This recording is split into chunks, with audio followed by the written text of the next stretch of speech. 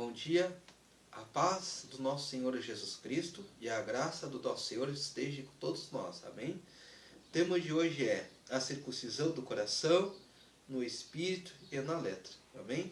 Então a palavra-chave está em Romanos 3, versículo 30. Que diz: visto que Deus é um só, que justifica pela circuncisão, ou seja, os judeus, aqueles que foram dadas a lei e os profetas. E por meio da fé, a incircuncisão, ou seja, nós. Aqueles que não éramos povo, e agora somos um povo amado de Deus. Então, a justificação pela fé e a justificação por meio da fé. Então, a justificação pela fé, que é a justiça da lei, mas ela aponta para Cristo, entende? Isso seria um tema. O nosso foco é o segundo, a justificação por meio da fé, que é em Cristo Jesus. Então, imagine assim, uma linha divisória. A lei e os profetas, ele veio. Quando chega em Cristo, ele passa então a ser os justificados pela fé. Porque quando Cristo derramou o seu sangue, nos resgatou pelo preço do seu sangue, nós então somos justificados pela fé em Cristo Jesus. Nós vamos comentar um pouquinho sobre a benignidade de Deus que leva ao arrependimento, que está em Romanos 2, versículo 4.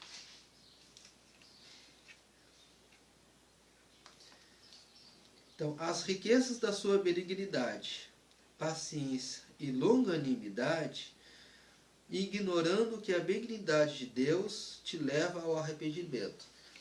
Então, quando nós éramos ainda ímpios, na prática do mal, Deus ignorava isso por intermédio da sua bondade, benignidade, longanimidade e paciência.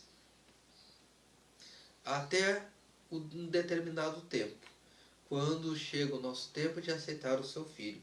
Então, nós podemos comentar aqui sobre a prática, o fim de uma prática de consequência do mal e o fim da prática de uma consequência do bem.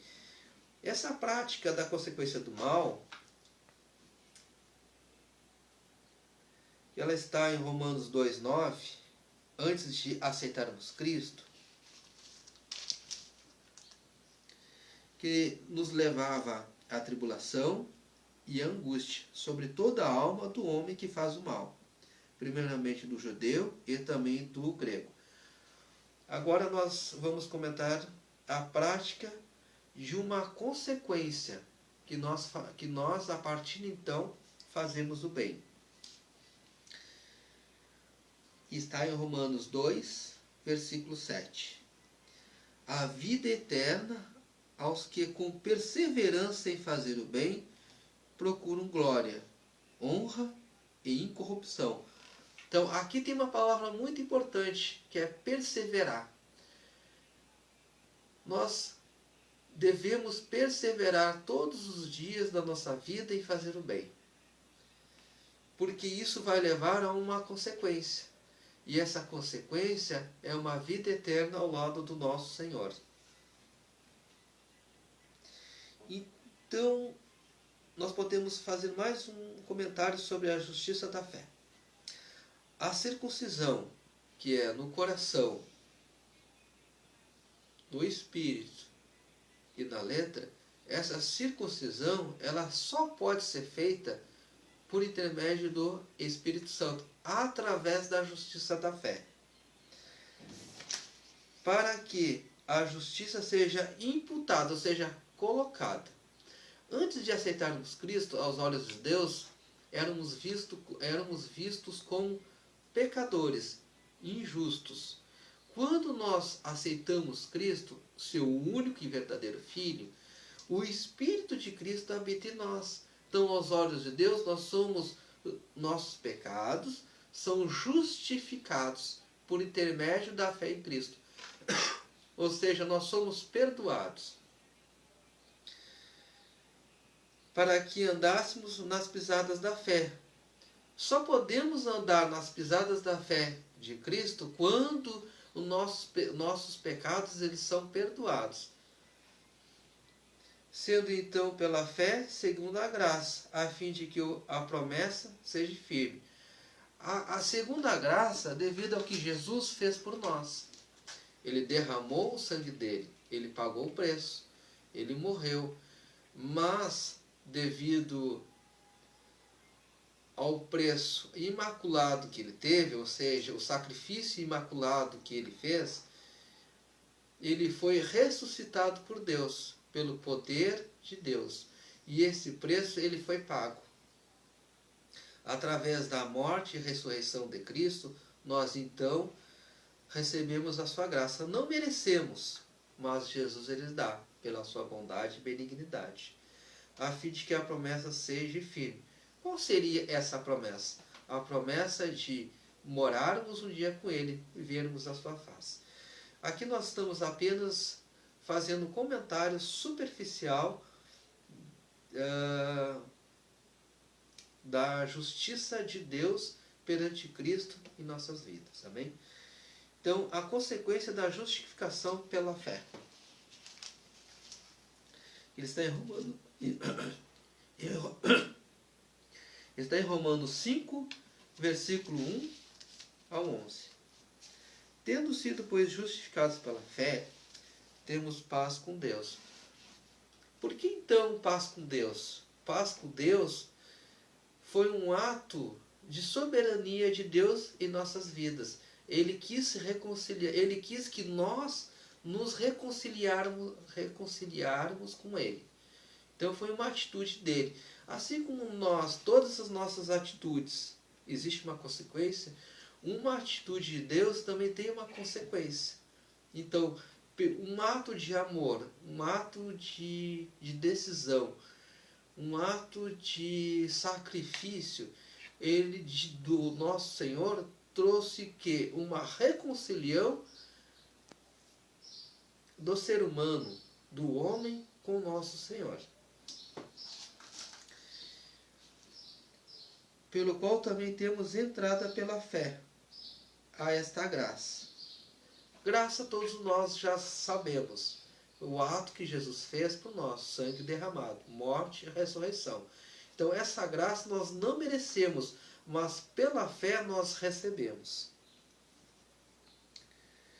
Na qual estamos firmes e nos gloriamos na esperança da glória de Deus. A fé na graça. Só podemos então estar firmes pela fé na graça ou naquilo que Jesus fez.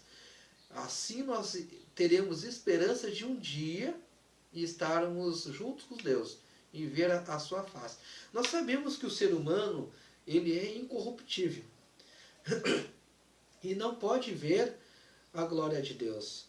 Porém, quando nós somos justificados, temos paz com Deus e através da sua fé possamos receber a promessa, um dia receberemos um corpo glorificado, semelhante ao do nosso Senhor. E esse corpo incorruptível, nós poderemos ver, com esse corpo nós poderemos ver a face do nosso Senhor, quando chegar um momento certo, determinado por Deus. E não somente isto, mas também nos gloriamos nas tribulações, sabendo que a tribulação produz a paciência. Por isso que no versículo anterior nós precisamos ter esperança. Porque esperança, nós vamos ler daqui um pouco, ele vem a nos preparar através da tribulação, que nos leva à paciência, que nos leva à experiência, e essa esperança que está em Romanos 8, 24 ao 25, ela vem a nos preparar para que nós possamos um dia receber a promessa do nosso Senhor. Em Romanos 8, 24 a 25 diz: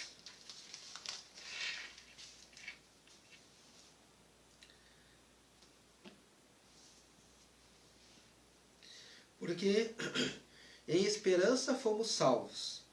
Ora, a esperança que se vê não é esperança, porque o que alguém vê, como espera. Então todos nós esperamos um dia ver a face do nosso Senhor. Mas se esperamos o que não vemos, com paciência o esperamos. Por que paciência? A esperar com paciência, a paciência nos traz um pouco de angústia.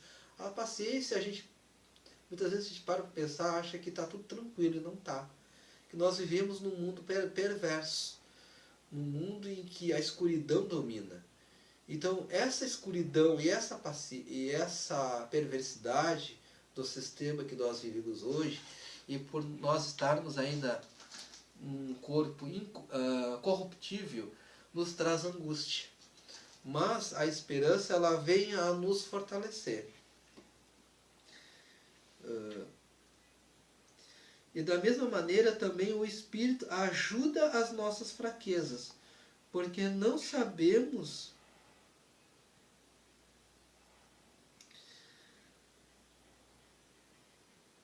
o que havemos de pedir, como convém, mas o mesmo Espírito intercede por nós com gemidos inexprimidos.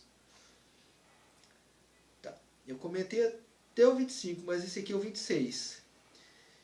E o 27. E aquele que examina os corações sabe qual é a intenção do Espírito, porque é ele que, segundo Deus, intercede pelos santos. E sabemos que todas as coisas contribuem juntamente para o bem daqueles que amam a Deus, daqueles que são chamados segundo o seu propósito. Versículo 28, agora 29.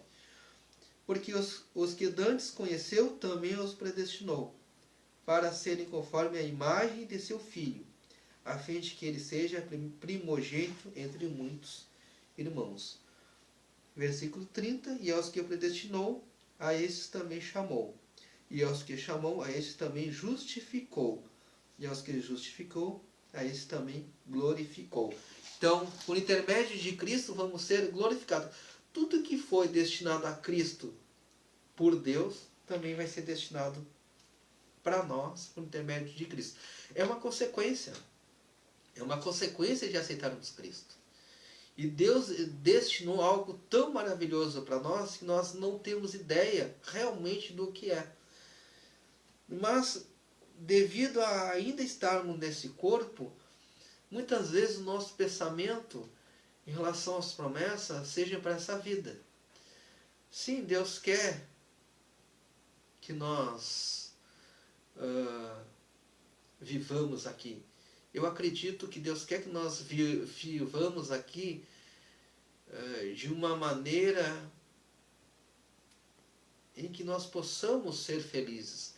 Mas essa nossa felicidade, ela jamais pode se sobressair aos propósitos que Deus tem na nossa vida, que é o destino final, que é viver junto com o seu Filho, porque os pensamentos dele são maiores do que nós. Que se nós imaginarmos aqui uma vida confortável, uma vida boa, Deus tem uma vida muito melhor para nós. Então, essa atitude que nós passamos a ter quando aceitamos a Deus, ele leva uma consequência. Mas, primeiramente, houve uma atitude de Deus perante nós que levou uma consequência. E essa é uma atitude que Deus decidiu ter por nós, que se chama amor. Deus, ele decidiu nos amar. Ele decidiu nos amar porque, através do seu Filho, ele quis nos reconciliar com ele próprio. Fomos então justificados pelo sangue. Através da justificação pelo sangue de Cristo, nós fomos reconciliados com Deus. Só então nós passamos a ter paz com Deus. Quando nós passamos a ter paz com Deus e fomos reconciliados com Deus, então nós obtemos, por intermédio de Cristo, a salvação. Que ele está em Romanos 5,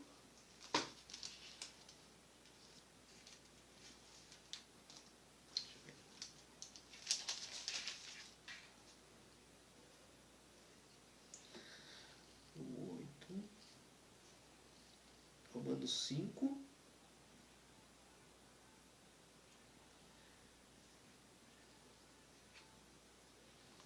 do 8 ao 10. Mas Deus prova o seu amor para conosco, em que Cristo morreu por nós, sendo nós ainda pecadores. Logo, muito mais agora, tendo sido justificados pelo seu sangue, seremos por ele salvos da ira. Imagine só, quando nós éramos ainda pecadores, Deus prova o amor dele por nós, entregando o seu único filho. Imagine agora sendo justificados por intermédio do sangue do seu filho. Ele nos retira da ira dele que há de vir. E não somente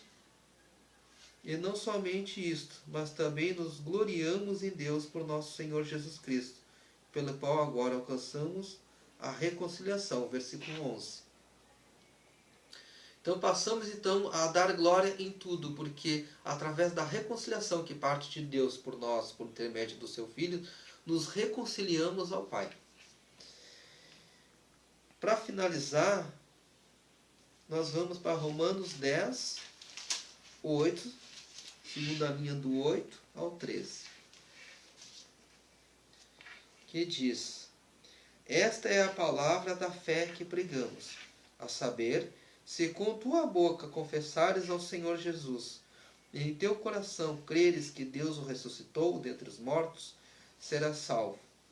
Visto que com o coração se crê para a justiça, e com a boca se faz confissão para a salvação. Então, primeiro eu preciso crer, para que seja imputada a justiça de Deus em mim, pela fé. Então, eu declaro pela boca, para que eu então receba a salvação por intermédio da justiça de Deus. Obrigado e agradeço a Deus, e toda a honra e toda a glória seja dada ao nosso Senhor Jesus Cristo. Amém.